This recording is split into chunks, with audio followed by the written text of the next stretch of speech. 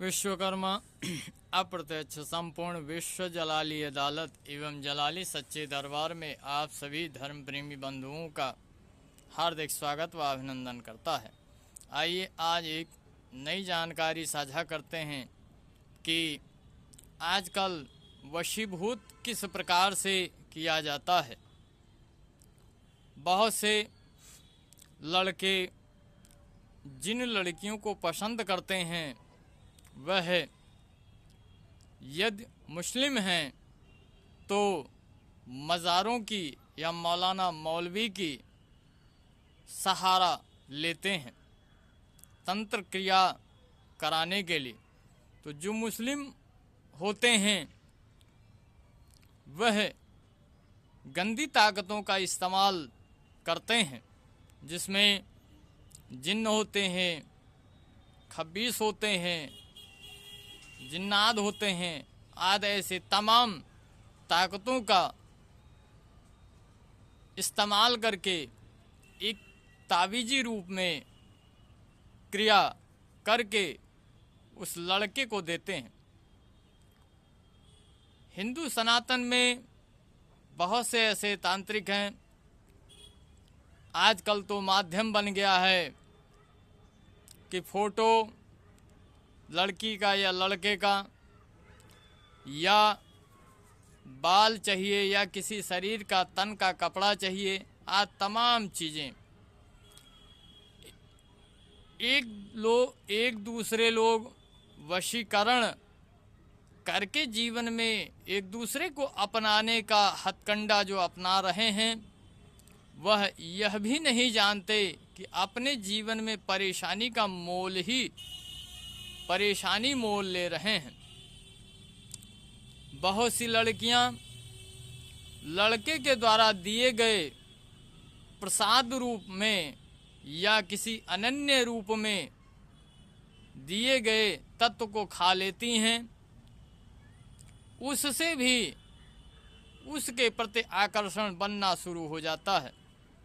जैसे ज़्यादातर मंगलवार और शनिवार देखा जाता है कि जिस नाम से लड़का या लड़की के लिए वशीकरण अभिमंत्रित हुआ है, सम्मोहन वशीभूत हुआ है, जब उस तत्व को उस दिन में उसको खिलाना होता है और वह खाती हैं या खा लेते हैं, तो निश्चित तौर पर धीरे धीरे अपना वह प्रभाव बना लेता है, जिससे आकर्षण बन जाता है। और ऐसा आकर्षण बनता है कि लोग मरने पर, आत्महत्या करने पर आतुर हो जाते हैं, एक दूसरे को छोड़ना नहीं चाहते।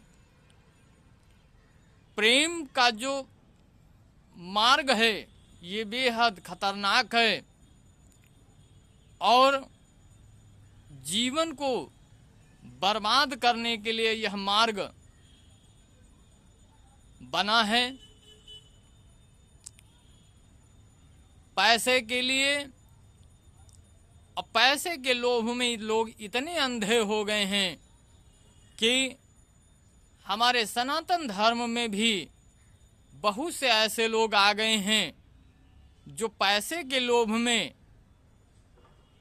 किसी के प्रति वशीभूत या वशीकरण करते हैं, चाहे वह फोटो हो, चाहे वह बाल हो, चाहे तन का कपड़ा हो, चाहे पैर की धूल हो, चाहे अभिमंत्रित मिष्ठान, शरबत या इत्र आदि कोई भी हो। ऐसे लोग पाप कर्म के भागी होते हैं और ऐसी शक्तियां जो काम करती हैं वह शमशान और कब्रिस्तान की ताकतें सिर्फ होती हैं, या दैवी अनुचरिया होती हैं या दैवी अनुचर होते हैं। लेकिन वह परम शक्त सत्ता कभी भी इस मामले में साथ नहीं देती है। अनुचर और अनुचरियां या जो अन्य ताकतें होती हैं शमशान और कब्रिस्तान की, ये इंसान को बेहद बर्बाद करती है और जीवन के अंतिम समय तक साथ नहीं छोड़ती हैं। एक बार तो वशीभूत करके किसी लड़की को या लड़के को अपना लिया, आप सोच रहे हैं कि जीवन में मेरी यह समस्या हल हो गई, लेकिन आपने जीवन के अंतिम श्वास तक के बाद भी अपनी समस्या को हल नहीं कर पाए। थोड़ा रहस्यमयी ढंग से मैं बात करूंगा कि जो एक बार कर लेता है वह जीवन के मरण काल तक उस पिंड से छुटकारा नहीं पा सकता है और अपने जीवन में परेशानियां अनन्य प्रकार को लाने के लिए भूलवश उस कर्म को कर जाता है। जो भी आज परेशान हैं, जिनकी दुकानें मकानें या घर की स्थिति नहीं चल रही है, आज के वर्तमान में जो प्यार मोहब्बत के चक्कर में घर बसाते हैं, वशीकरण सम्मोहन आदि वगैरह करके कराते हैं, ऐसे लोग जीवन भर परेशान रहते हैं। शक्ति कभी उनका साथ नहीं देती। अनुचर और अनुचर्या शमशान और कब्रिस्तान की ही ताकतें उसको बढ़ाती हैं, पाप कर्म की ओर ले जाती हैं, सत मार्ग और कुमार्गगामी बना देती हैं। इंसान के अंदर या लड़की के अंदर शैतानियत सबसे ज़्यादा प्रवेश कर जाती है। आप चाहे दान पुण्य कर लीजिए, लंगर कर लीजिए, भंडारा कर लीजिए, आप कुछ भी कर लीजिए, उस परम सत्य सत्ता ईश्वर की मदद आपको नहीं मिलती है। मनुष्य के अंदर इतनी लालसा हो गई है, किसी के दर पर वो जाता है तो तत्काल प्रभाव रूप में जो दिखाता है उसी स्थान पर लोग जाते हैं। आज के समय में धैर्य नाम का स्थान ही नहीं बचा है। लोग एक दूसरे के प्रति हैवानियत और शैतानियत भी अंदर इतने में कूट कूट कर भर लिए हैं कि किसी के प्रति वह भाव अब नहीं रह गया है।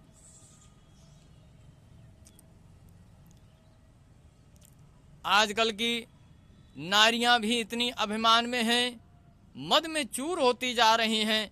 इसके पीछे मूल कारण है कि परिवारों में जो विवाद आजकल हो रहा है, उसके पीछे इन्हीं प्रकार की ताकतों व शक्तियों का प्रभाव बेहद प्रचंड रूप में रहता है।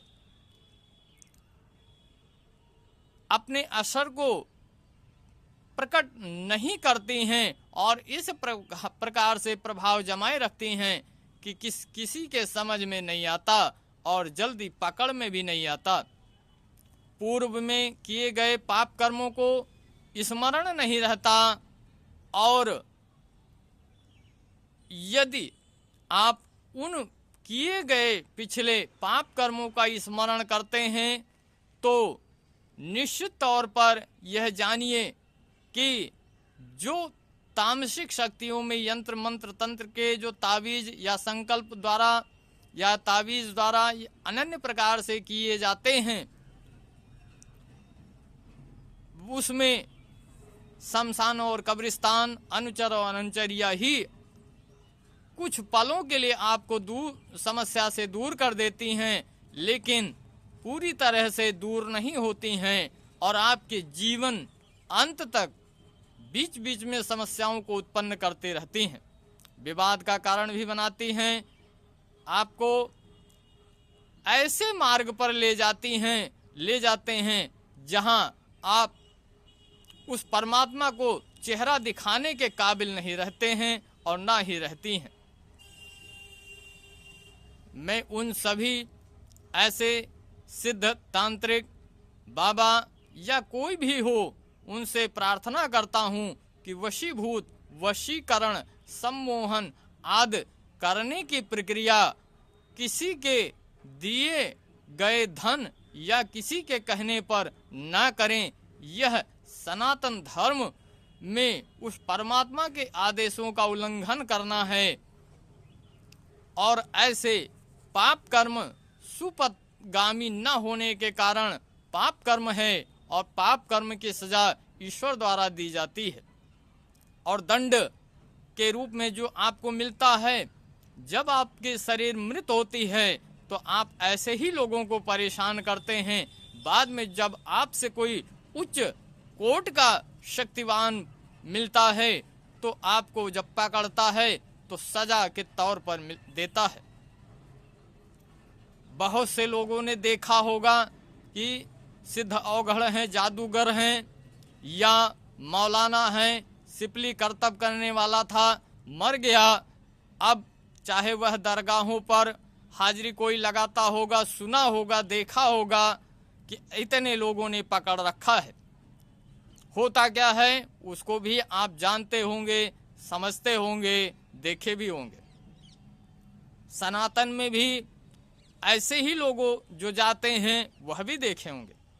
मैंने तो 6 वर्ष की अवस्था से हर जगह देखा है, हर स्थान पर देखा है कि ऐसे लोग ही ज़्यादा परेशान नजर आते हैं जो प्रेम मार्ग के राह पर चलते हैं, एक दूसरे के प्रति सम्मोहन, वशीकरण आदि वगैरह कराते हैं। और जो करने और कराने वाले होते हैं जब मरते हैं तो परेशान और भटकते फिरते हैं। यह जीवन के अंतिम काल तक तो रहता है परेशानी, लेकिन मृत्यु के बाद भी उन कन्याओं या महिलाओं या पुरुषों की आत्माएं सदा भटकती रहती हैं और लोगों को परेशान करती भी रहती हैं। अतः ऐसे कुमार्ग, पाप कर्म मार्ग, जघन्य कुकर्म, व्याभिचार, लोभ, काम वासना, स्त्रैण, तृष्णा, घृणा आदि वगैरह को त्याग करके सुपथ, सुकर्म, सुगामी पथ पर चलिए। ईश्वर जरूर आपका साथ देगा। यदि आप ऐसे पाप कर्म के मार्ग पर चल रहे हैं तो निश्चित तौर पर जानिए कि आपके जीवन में जो बढ़ा रहा है, सुख समृद्धि दे रहा है, वह सब शमशान की ताकतें, कब्रिस्तान की ताकतें, अनुचरियां ही दे रही हैं। वह परम सत्य सत्ता ऐसे लोगों का संग ना तो कभी देता है और ना देगा। आज इसी के लिए साथ अंतिम शब्द में पुनः एक बार कहना चाहूँगा कि ऐसे पाप कर्म के मार्ग को आप लोग सभी छोड़ दीजिए। आपका कल्याण हो। अंत में कहिए कलयुग महाराज की जय।